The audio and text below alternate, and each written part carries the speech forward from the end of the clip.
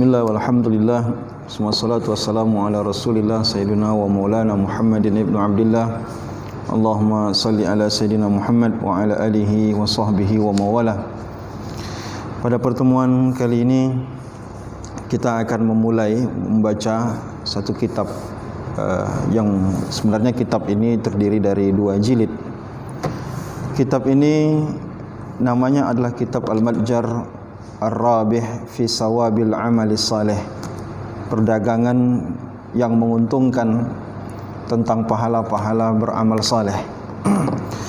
Kitab ini dikarang oleh seorang ulama besar yang bernama Al-Imam Al-Hafiz Syarfuddin Abdul Mu'min bin Khalaf bin Abil Husain bin Syaraf bin Khidir bin Musa At-Tuni Ad-Dimyati Asy-Syafi'i. Dari ujung penisbatan namanya ini dapat kita simpulkan bahwa beliau ini adalah orang Mesir, berasal dari Dimyat dan bermazhab Syafi'i. Wulida sana, dia dilahirkan pada tahun 614 Hijriah. Beliau tumbuh dan berkembang di Mesir, Dimyat, di negeri kelahirannya. Dan beliau banyak belajar dengan Abul Makarim Abdullah bin Husain bin Mansur bin Abi Abdullah As-Sa'di, dan juga beliau belajar dengan saudaranya Abu Abdullah Al-Husain. Setelah itu beliau juga belajar berpindah melakukan rihlatul ilmi ke Iskandaria. Dari Dimyat beliau ke Iskandaria dan beliau belajar dengan seorang ulama besar, Syekh Ali bin Zaid, Syekh Zafir bin Syaham. Kemudian setelah itu beliau juga belajar dengan Syekh Al-Hafiz Al-Munziri, seorang imam dalam ilmu hadis. Dan setelah itu beliau juga melakukan rihla ilmu ke Mekah Mukarramah, Madinah Munawwarah, dan terakhir beliau juga belajar di negeri Baghdad. Beliau ini adalah ulama besar. Kalau kita melihat banyak ulama-ulama besar yang memuji keilmuan beliau. Sebut saja misalkan Ibnu Katsir, Imam As-Suyuti, Imam As-Subki, dan selain mereka itu memuji dan menyanjung keilmuan daripada Imam Ad-Dimyati. Ya. Kalau kita nukil perkataan daripada Imam Az-Zahabi, Imam Az-Zahabi mengatakan apa? Beliau ini kana sadiqan hafizan. Dari segi keilmuan hadis beliau ini derajatnya sudah sampai sadiqan hafizan, dapat dipercaya, dan beliau adalah seorang hafiz mutqinan lil arabiyah, dan kemampuan bahasa Arabnya, sastra Arabnya itu sudah sampai ke derajat mutqin. Nah, dan beliau juga disebut sebagai orang yang wasi'ul fiqhi, yang atau bahasa kitanya secara ilmu fikih beliau sangat luas sekali. Sehingga ulama ini telah menerbitkan atau melahirkan ulama-ulama besar yang belajar dari tangan beliau. Sebut saja misalkan Imam An-Nawawi, ini adalah murid daripada Imam Dimyati ini. Ya, begitu juga Imam Taqiyuddin Abul Hasan bin Abu Hasan Ali bin Abdul Kafi As-Subki. Imam As-Subki juga merupakan murid daripada ulama ini, atau kita lebih enak mungkin menyebutnya sebagai Imam Ad-Dimyati. Nah, selain buku ini beliau juga punya banyak karangan buku-buku lain. Sebut saja buku Siratun Nabi sallallahu alaihi wasallam, dan juga buku Azwajun Nabi wa Auladuhu wa Aslafuhu, buku Mu'jam Syuyukhihi, buku Az-Zikir dan Tasbih, dan banyak buku-buku lainnya. Maka buku ini memiliki keistimewaan yang luar biasa. Meskipun 2 jilid, tapi buku ini secara isi sangat besar sekali, menghimpun hadis-hadis yang dikutip daripada kitab-kitab hadis besar. Bahkan beliau mencantumkan di sini akhtartu ma fihi min sahih Imam Abi Abdullah Al-Bukhari. Beliau mengutip daripada Imam Bukhari. Wa sahih Imam Muslim bin Hajjaj. Beliau juga mengutip daripada Sahih Muslim.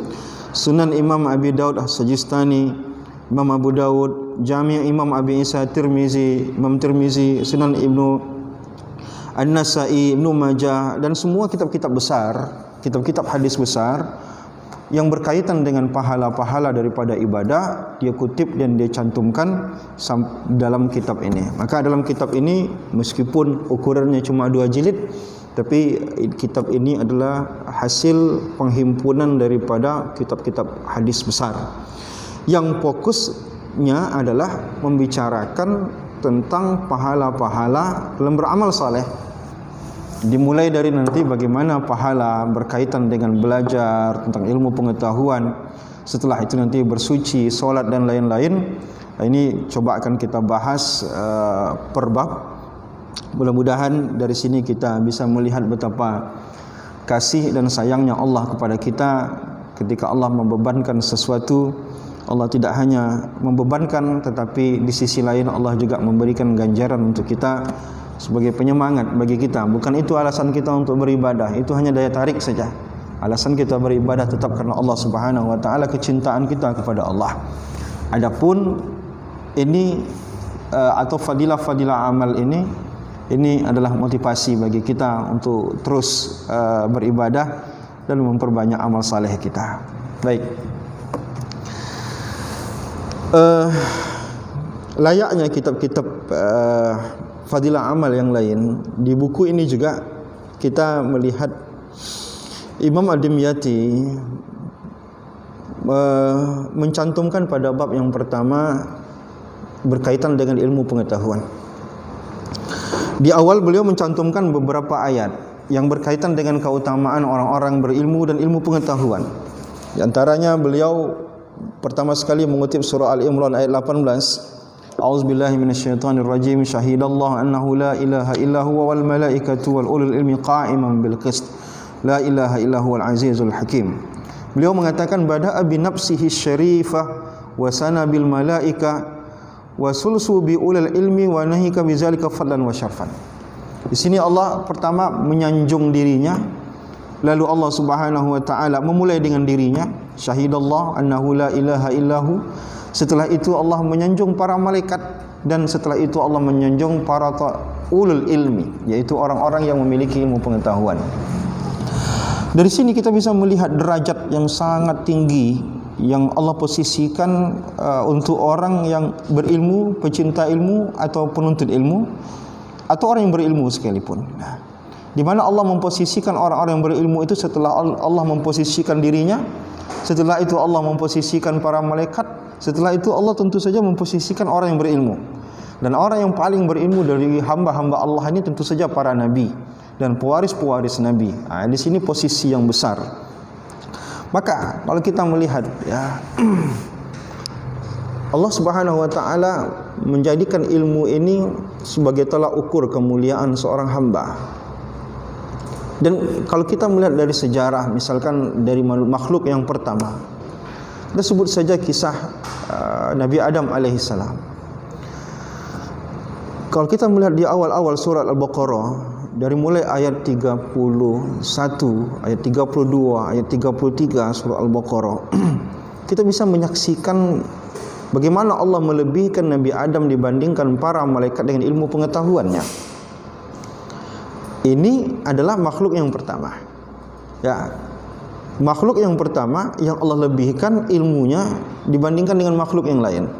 Wa 'allama Adama al-asma'a kullaha thumma 'aradahum 'alal malaikati faqala anbi'uni bi asma'i haula'i in kuntum shadiqin. Di sini Allah menegaskan bahwa Allah mengajarkan kepada Nabi Adam semua nama-nama yang ada sebelum Allah menampilkan Nabi Adam di hadapan para malaikat. Ya.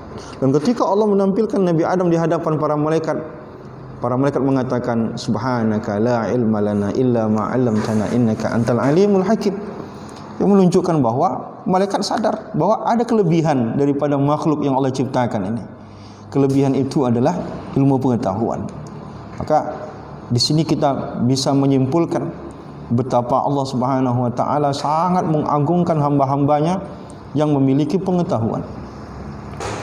Kalau kita juga lihat bagaimana kisah Rasulullah sallallahu alaihi wasallam ketika mendapatkan wahyu yang pertama sebagai pertanda bahwa dia adalah seorang nabi, sebagai jawaban daripada kegalauan seorang Nabi Muhammad sallallahu alaihi wasallam, Allah mengatakan apa? Iqra, bacalah. Iqra, bacalah. Bismi rabbikal ladzi khalaq. Ayat ini juga lambang ilmu pengetahuan.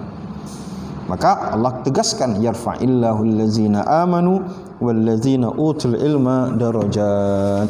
Allah tinggikan derajat manusia itu karena dua alasan. Satu, imannya, yang kedua adalah pengetahuannya. Nah, baik. An Muawiyah radhiyallahu anhu, hadis diriwayatkan oleh Muawiyah radhiyallahu anhu, qala Rasulullah sallallahu alaihi wasallam, Rasulullah bersabda, "Man yuridillahu bihi khairan yufaqqihu fid din." Barang siapa yang Allah inginkan kebaikan dalam dirinya. Artinya ada orang-orang yang dipilih oleh Allah secara khusus untuk diberikan kebaikan. Dan tentu saja tidak semua orang bisa mendapatkan kebaikan dari Allah ini. Ada orang-orang yang dipilih oleh Allah bahwa ini orang harus mendapatkan kebaikan dunia dan akhirat. Apakah kebaikan itu dengan kebahagiaan, apakah kebaikan itu dengan ketenangan, apakah kebahagiaan itu dengan derajat yang tinggi. Dan cara yang Allah pilih untuk hamba ini menurut unik sekali. Allah tidak meninggikan derajat orang dengan hartanya, Allah tidak meninggikan derajat orang dengan status sosialnya, Allah tidak meninggikan derajat orang dengan apapun, tapi kata Rasulullah, yufaqihu fid din. Cara yang akan Allah pilih adalah bagaimana hamba itu paham terhadap agamanya. Tentu saja hadis ini menarik bagi kita. Ternyata ada tolak ukur kebaikan ataupun kemewahan dari seseorang dalam dirinya yang dipandang oleh manusia berbeda dengan pandangan Allah Subhanahu wa taala. Ada kebahagiaan, ada ketenangan, ada derajat yang tinggi yang sifatnya hakiki, ada yang sifatnya semu. Yang semu itu apa? Yang semu itu adalah pandangan manusia ketika melihat orang lain, tapi tolak ukurnya adalah kemewahan, tapi tolak ukurnya adalah apa yang dimiliki oleh orang itu. Ternyata bagi Allah bukan itu tolak ukurnya.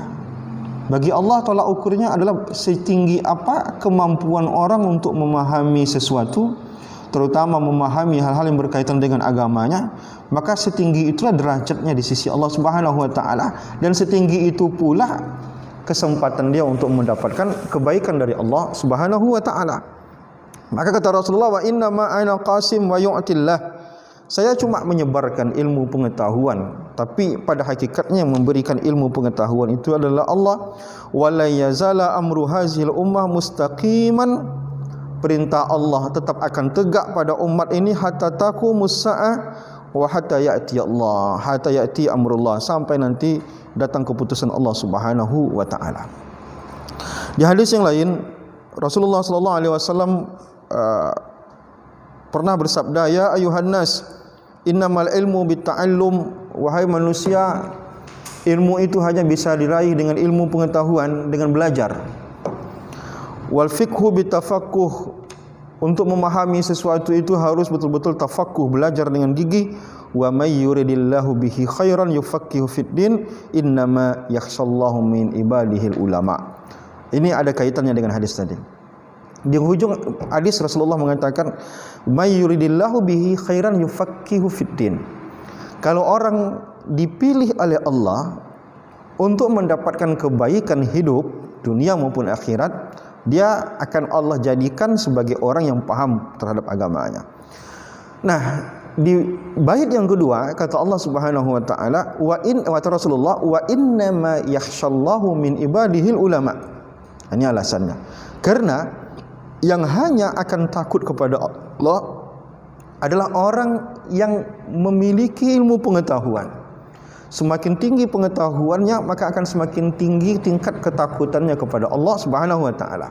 Ternyata kata takut itulah menjadi kunci tentang kebaikan pada seseorang. Karena dari kalimat khasyah, kalimat takut tadi itu akan membuat orang terhindar dari kemaksiatan, akan membuat orang mampu mengkontrol keinginan. Yang ini cukup efektif untuk membuat orang merasa bahagia. Karena sumber kesengsaraan orang apa? Sumber kesengsaraan orang itu adalah keinginan yang begitu tinggi, ya, kemaksiatan yang dijalankan terus. Adanya rasa takut berbuat maksiat dan durhaka kepada Allah maka dianggap sangat ampuh untuk membuat orang bahagia, karena rasa takut itu akan menghindarkan orang daripada perbuatan maksiat. Maka kalau kita melihat, ya, disinilah menjadi alasan kenapa ulama-ulama dahulu, ya, mereka berjuang begitu luar biasa. Semua ulama-ulama besar, kalau kita baca sejarah bagaimana mereka perjalanan mereka, rihlah mereka dalam menuntut ilmu, hampir kita katakan tidak masuk akal. Bagi kita tidak masuk akal. Tapi kegigihan mereka ini memang terbukti dan terjadi.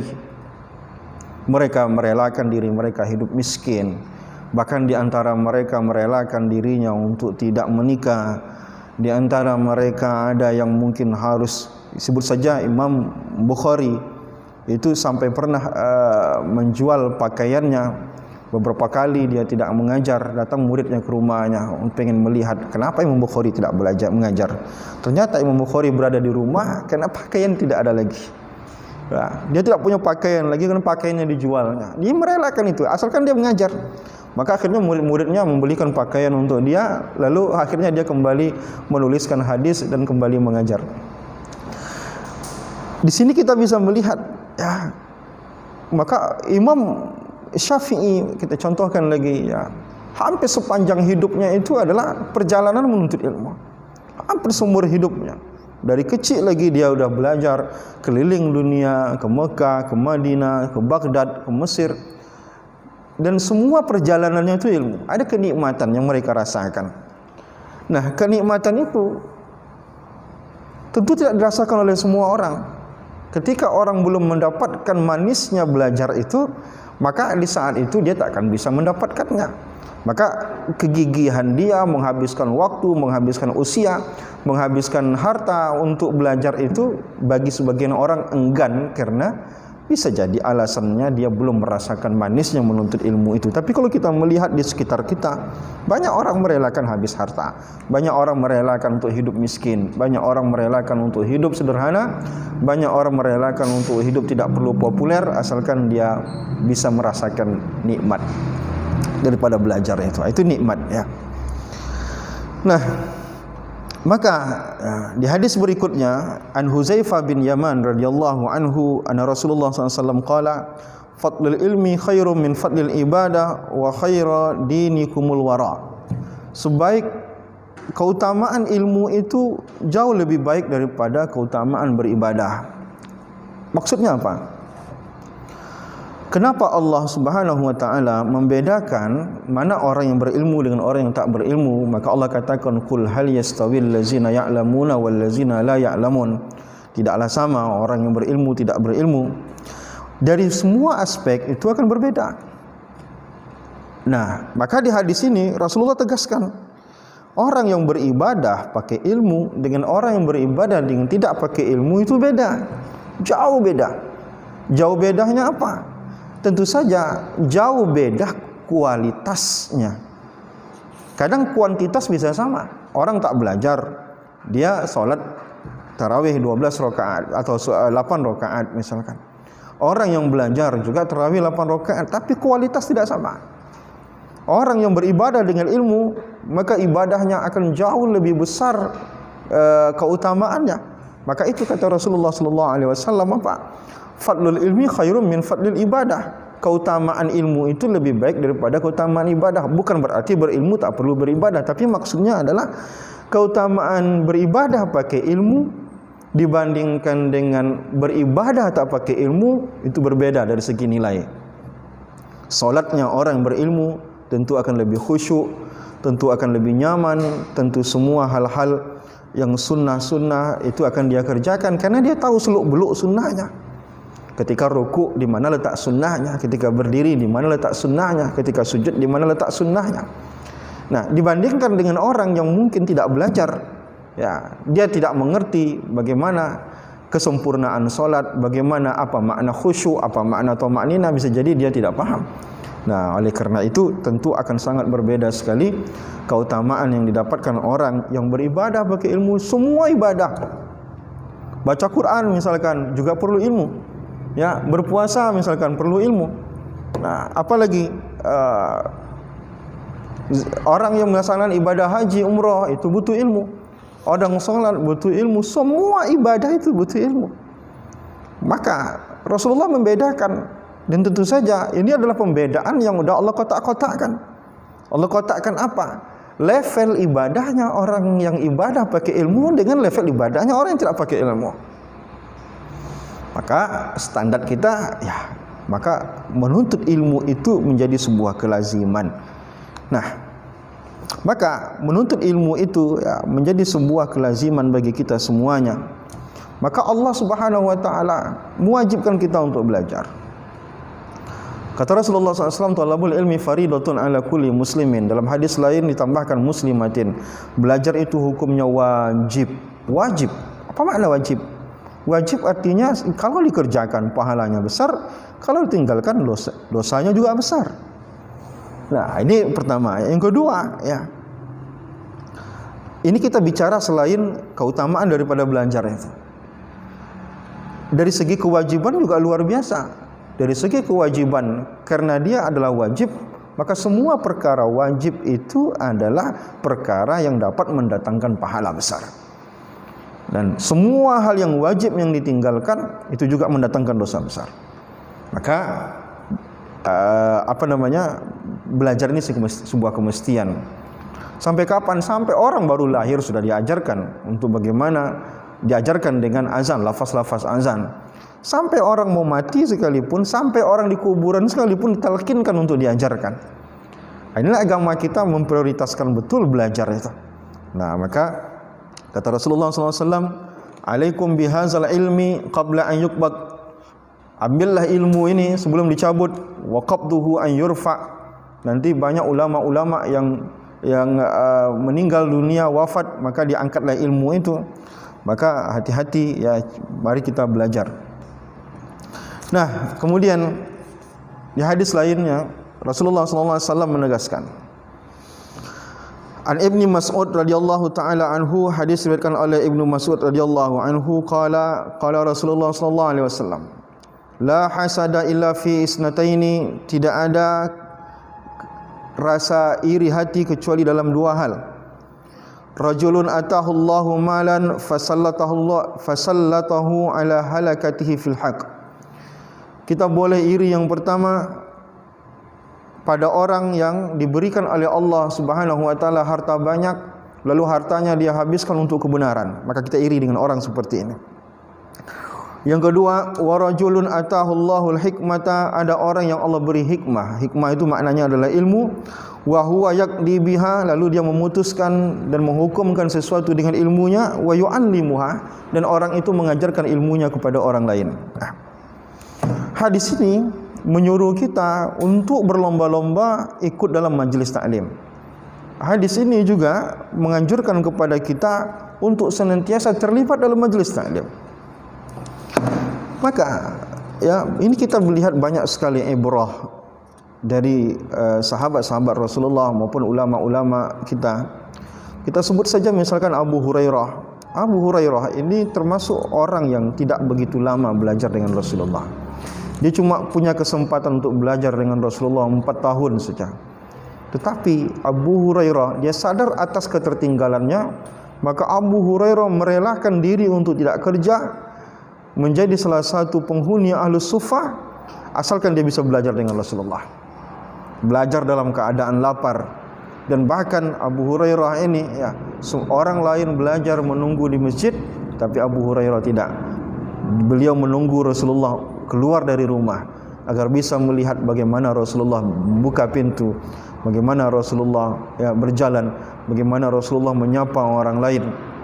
Nah, kesungguhan yang luar biasa. Maka sebuah kisah yang menarik tentang Abu Hurairah ini. Satu ketika ya, Abu Hurairah radhiyallahu taala anhu melihat di pasar orang lagi sibuk dengan aktivitas di pasarnya.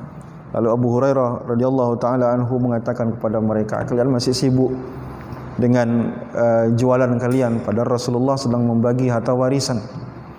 Maka orang-orang terkejut mendengar Rasulullah SAW sedang membagi harta warisan. Maka semua orang datang ke masjid, ya, karena informasi dari Abu Hurairah Rasulullah sedang membagi harta warisan. Ternyata sampai di masjid Rasulullah SAW itu tidak memberi warisan dalam bentuk fisik. Ternyata Rasulullah lagi mengajar. Nah, ternyata Abu Hurairah bukan menipu mereka, tetapi yang dimaksud Abu Hurairah adalah inilah warisan Rasulullah. Rasulullah sendiri katakan bahwa para nabi itu tidak meninggalkan dirham, tidak meninggalkan dinar, tapi para nabi itu meninggalkan ilmu pengetahuan. Maka Abu Hurairah tidak menipu. Abu Hurairah tidak mengelabui sahabat-sahabat. Yang dimaksud Abu Hurairah itu inilah warisan Rasulullah, ilmu pengetahuan, sabda-sabda Rasulullah, ilmu-ilmu yang disampaikan oleh Rasulullah kepada sahabat-sahabatnya, itulah warisan. Maka orang pada hakikatnya gigih untuk belajar, pada dasarnya dia sebenarnya gigih untuk mendapatkan sebanyak-banyaknya harta warisan dari Rasulullah SAW. Maka ya, seorang sahabat bernama Jabir bin Abdullah. Jabir bin Abdullah ini demi mendapatkan satu hadis, dia merelakan untuk melakukan perjalanan selama 1 bulan penuh. Ini Jabir bin Abdullah. Jabir bin Abdullah mendengar bahwa di daerah Kufah ada seorang sahabat bernama Abdullah bin Unais. Disebutkan bahwa Abdullah bin Unais ini menyimpan satu hadis dari Rasulullah yang belum didengar oleh Jabir bin Abdullah. Maka Jabir bin Abdullah kemudian membeli persiapan untuk perjalanan. Dia beli dia beli onta, dia beli makanan. Dia paham betul dari Madinah ke sana itu butuh waktu yang cukup lama. Dia perkirakan perjalanan itu 1 bulan demi mengejar satu hadis. Akhirnya apa? Jabir bin Abdullah sampai kepada Abdullah bin Unais. Ya, Abdullah bin Unais kemudian melihat Jabir bin Abdullah langsung memeluk Jabir bin Abdullah. Lalu kemudian ketika ditanya, kata Jabir bin Abdullah, aku tidak mau seandainya aku mati, hadis itu tersimpan pada dirimu dan aku belum lagi mendapatkan hadis itu. Ada hadis tentang kisah orang tentang bagaimana keadaan di hari kiamat, ya. Nah, kesungguhan yang luar biasa hanya demi satu hadis. Banyak ulama menghabiskan perjalanan siang malam hanya demi satu hadis. Bagaimana kita melihat perjalanan Imam Bukhari kemana-mana untuk melakukan sebuah perjalanan hanya demi satu hadis. Nah, maka kesungguhan Jabir bin Abdullah ini tentu saja di luar batas kemampuan kita kalau kita mengukur level kegigihan kita. Tapi mereka membuktikan bahwa mereka paham betul tentang keutamaan daripada belajar ini. Hanya demi satu hadis mereka habiskan harta mereka, mereka tidak bekerja. Kalau kita lihat hari ini kita apa? Kadang demi sesuatu, ya, kadang kita korbankan taklim. Kadang kita lebih memilih untuk ini daripada belajar. Padahal di sana letak kebahagiaan yang hakiki yang ditawarkan oleh Allah Subhanahu wa taala kepada kita. Nah, maka Rasulullah SAW tadi sudah kita singgung menyampaikan sebuah hadis, ya. Kata Rasulullah, man salaka tariqan yaltamisu fihi ilman sahalallahu tariqan ilal jannah. Hadis ini populer. Kata Rasulullah SAW, barang siapa menempuh satu perjalanan, maka orang itu dimudahkan oleh Allah Subhanahu wa taala jalan menuju surga. Orang yang menempuh satu perjalanan untuk belajar, baik dari rumahnya ke masjid, baik keluar kota, kemana saja, ya, memudahkan langkahnya. Karena bagaimanapun langkah itu sangat sulit sekali, ya. Baik karena di rumah banyak urusan dan segala macam, ada orang-orang yang meringankan langkahnya. Maka orang seperti ini Allah pun mudahkan baginya masuk dalam surga. Pertanyaan kita, kenapa? Karena orang semakin banyak ilmunya, maka ibadahnya pasti akan semakin banyak, secara kuantitas maupun secara kualitas. Nah, ini jaminan dari Rasulullah SAW. Wa innal malaikata la tadau ajanihataha li talibil ilmi ridhan bima yasna'u. Bukan hanya Allah memberikan keutamaan, malaikat akan menaungi dengan sayapnya di majelis ilmu, ya, karena senangnya malaikat tadi adanya orang yang duduk sedang mendengarkan majelis ilmu. Wa innal alima yastaghfiru lahu man fis samawati wa man fil ardi hatta al-hitana fil ma'. Dan orang-orang yang belajar, orang-orang yang memiliki ilmu pengetahuan, orang-orang yang duduk di majelis taklim, maka semua makhluk Allah akan minta ampun untuknya, bahkan ikan-ikan yang ada di laut pun akan minta ampun untuknya. Wal fadlul alim 'alal 'abid. Ini dia. keutamaan orang yang alim dan orang yang abid kafadlil qamar lailatul badr ala sairil kawakib. Perumpamaannya orang yang alim ahli ibadah dengan orang yang ahli ibadah tapi tidak alim seperti malam bulan purnama. Betapa terangnya malam bulan purnama itu dibandingkan dengan planet-planet atau bintang-bintang. Bintang ada cahayanya tapi tidak banyak, kalah jauh dibandingkan bulan purnama. Bulan purnama itulah orang yang alim dan abid, alim dan ahli ibadah. Sedangkan cahaya-cahaya bintang itu adalah cahaya-cahayanya orang yang ahli ibadah tapi tidak alim terhadap apa yang dia kerjakan. Wa innal ulama warasatul anbiya. Karena ulama itu adalah pewaris para nabi. Wa innal anbiya lam yuwarrasu dinaran wala dirhaman. Yang tadi sudah kita singgung. Para nabi itu tidak ada mewariskan baik satu dinar, baik satu dirham. Innama wurrasul ilma faman akhazahu akhaza bihazin wafir. Maka siapa yang mengambil harta warisan itu, maka orang itu beruntung. Apa harta warisan para nabi itu? Belajarlah, duduklah majelis ta'lim, ya, dengarkanlah, cintalah dengan ilmu pengetahuan, bacalah buku, dengarkan nasihat, ya, baca hadis-hadis Rasulullah dan segala macam. An Abi Hurairah radhiyallahu anhu qala, diriwayatkan oleh Abu Hurairah radhiyallahu taala anhu qala, dia mengatakan sami'tu Rasulullah sallallahu alaihi wasallam yaqul, aku mendengar Rasulullah sallallahu alaihi wasallam mengatakan ad-dunya mal'unatun, dunia ini dikutuk, mal'unun ma fiha, dan semua hal-hal yang ada dalam dunia ini pun dikutuk, ya, artinya terlaknat, illa zikrullah wa mawalah wa aliman wa muta'alliman. Yang bisa menahan kutukan Allah terhadap dunia ini, terhadap negeri ini, terhadap perkampungan itu adalah masih adanya orang yang alim dan orang yang belajar. Maka, ya, dalam masyarakat muslim ada satu yang perlu diperhatikan. Setingkat RT kah, setingkat RW kah, setingkat kampung kah, setingkat kecamatan kah, setingkat apapun itu, ada orang yang mesti diposisikan dengan posisi yang bagus. Ada orang yang mesti dituahkan selangkah, kalau bahasa kitanya. Siapa itu? Orang alim. Bukan pejabat. Pejabat ada posisinya. Bukan ahli adat ada posisinya. Tapi ada satu posisi lagi yang harus jangan kita abaikan. Apa itu? Posisi seorang alim di tengah masyarakat. Posisi orang alim di tengah masyarakat sangat penting, terutama masyarakat muslim. Kenapa?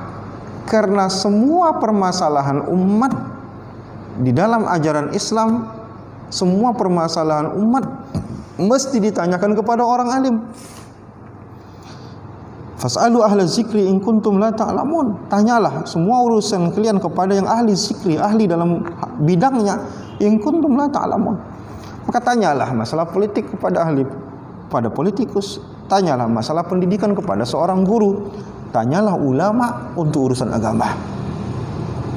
Urusan agama itu urusan apa? Urusan agama itu mulai dari urusan makan kita, ada urusan agama di sana.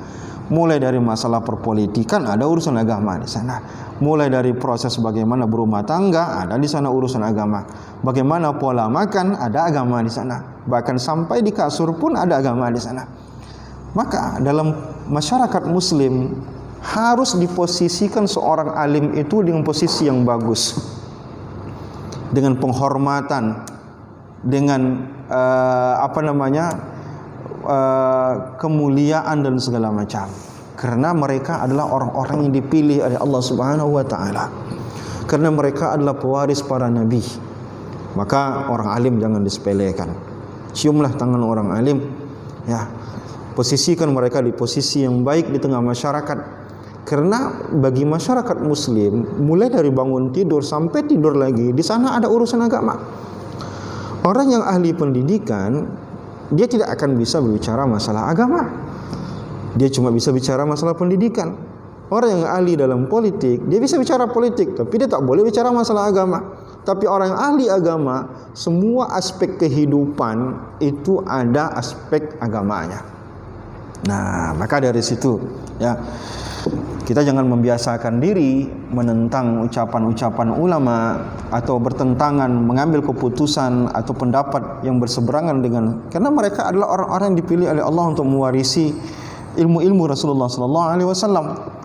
Maka kata Rasulullah dalam hadis diriwayatkan oleh Anas bin Malik, inna masalal ulama fil ardi kamasalin nujum. Perumpamaan ulama di permukaan bumi ini ibaratkan perumpamaan bintang-bintang, yuhtada biha fi zuluman, bintang-bintang yang akan memberikan cahaya di dalam kegelapan, al-barri wal bahri fa izan tamasatin nujum aw syaka antadilal huda. Kalau mereka ini tidak ada, maka banyak orang yang tersesat. Maka Rasulullah SAW mengingatkan kepada kita, hati-hati dengan fatwa ulama, jangan tantang fatwa ulama. Rasulullah mengatakan ini, sayati zamanun, akan datang masanya, ala ummati, umatku, minal yafirruna minal ulama wal fuqaha. Mereka tidak lagi mendengarkan ucapan ulama, mereka lagi tidak mendengarkan ucapan fuqaha. Fayabataliyahumullah bisalasi baliyat, mereka akan Allah uji dengan 3 ujian. Allah akan menimpakan mereka malapetaka dengan 3 hal. Ketika politik, melepaskan ulama dari dunia politik. Ketika masalah pendidikan, tidak lagi belajar kepada ulama. Ketika mengurusi negara, tidak lagi belajar dengan bertanya kepada ulama. Ketika perdagangan, tidak lagi mendengarkan ucapan dan arahan ulama. Maka tunggulah 3 hal, kata Rasulullah. Yarfa'ullahul barakata min kasbihim, semua hasil usaha kita itu tidak akan berkah. Mungkin dagangan kita untungannya banyak, tapi karena kita lari dari ulama, hasil dagangan itu tidak akan berkah. Mungkin negara kita kelihatan maju, tapi tidak berkah untuk rakyatnya, karena ulama disingkirkan. Wasaniyatu yusallallahu alaihim sultanan zulman. Maka kata yang kedua, kata Rasulullah, kalau ulama ditinggalkan, maka negeri itu akan dipimpin oleh sultan yang zalim. Yang ketiga, yakhrujuna minad dunya bighairi iman, akan ada banyak orang yang mati tanpa membawa iman di dalam dada. Kenapa iman tidak ada? Karena tidak ada lagi mengarahkan menjadi mursyid. Ulama yang mestinya menjadi mursyid mereka ya dalam beragama ini tidak ada. Akhirnya apa? Iman terkikis. Maka di sini kita memposisikan ulama, memposisikan orang alim ya. Semua orang mesti berusaha menjadi orang alim, tapi mungkin di antara mereka ada orang-orang yang dipilih oleh Allah untuk mewarisi ilmu-ilmu para nabi. Tentu saja mereka-mereka yang ikhlas, mereka-mereka yang betul-betul memiliki kapasitas ilmu yang tinggi, ikhlas dan mengamalkan ilmunya. Banyak orang yang alim tapi tidak mengamalkan ilmunya, maka orang ini tak bisa disebut dengan ulama. Karena ilmu itu ada pada seseorang, ketika kita melihat orang itu mengamalkannya, baru ilmu itu berkah. Nah, inilah keutamaan orang alim. Bahkan setan sendiri ya takut dengan orang alim. Faqih wahid asyaddu 'ala syaitan min alfi 'abid. Orang yang faqih, ahli dalam agama, satu orang lebih ditakuti oleh setan daripada 1000 orang yang ahli dalam beribadah ya. Nah, Ali bin Abi Thalib radhiyallahu taala anhu ya mengatakan, al-alimu afdalu minas shaim al-qaim al-mujahid. Orang yang alim lebih afdal daripada orang yang berpuasa, orang yang qiyamul lail, orang yang berjihad. Iza matal alim, apabila orang alim mati, sulima fil Islam, maka dalam Islam itu akan ada celah, sulmatun la yasudduha illa khalafun minhu, kecuali ada yang dan celah itu tak bisa ditutup kecuali ada yang menggantikannya, menggantikan orang alim itu. Artinya apa? Sepanjang perjalanan hidup seorang muslim ya, baik dalam bernegara bahkan dalam luas dunia, harus ada orang alim. Di perkampungan tidak ada orang alim, maka ada celah di kampung itu. Celah artinya apa? Ada hal yang buruk yang akan terjadi di kampung itu. Ada yang kurang di kampung itu, tidak sempurna kehidupan di kampung itu. Sampai nanti akan ada orang alim berikutnya yang datang, barulah celah itu bisa tertutupi. Nah, Ini menurut Ali bin Abi Thalib, perkataan daripada Ali bin Abi Thalib. Abul Aswad mengatakan, laisa a'udzu minal ilmi, enggak ada yang lebih mulia daripada ilmu pengetahuan. Al-mamluk hukamun 'alan nas. Raja-raja itu dia menjadi dia memerintah rakyatnya. Wal ulama hukamun 'alal mamluk. Tapi ingat, siapa yang akan memerintahkan raja-raja itu kecuali ulama. Maka posisi ulama itu mesti lebih tinggi daripada seorang pemerintah. Ya. Karena pemerintah itu mengurusi rakyat, sedangkan tugas utama daripada ulama adalah bagaimana pemerintah itu atau presiden itu atau menteri itu lurus. Kalau kita baca dalam kitab karya Imam Ghazali, ketika Imam Ghazali mengarang sebuah kitab sebagai kritik terhadap pemerintah di zamannya, ya. Kata Imam Ghazali, ya, tugas yang paling sulit bagi seorang ulama adalah menasihati pemimpin. Karena enggak mungkin rakyat menasihati pemimpin. Yang menasihati pemimpin itu adalah ulama. Dan sayangnya ya bagi kita banyak orang-orang atau kadang ya pejabat-pejabat yang mungkin menyampingkan ulama, sehingga apa? Banyak malapetaka terjadi, keberkahan di sebuah negeri itu pun menjadi hilang.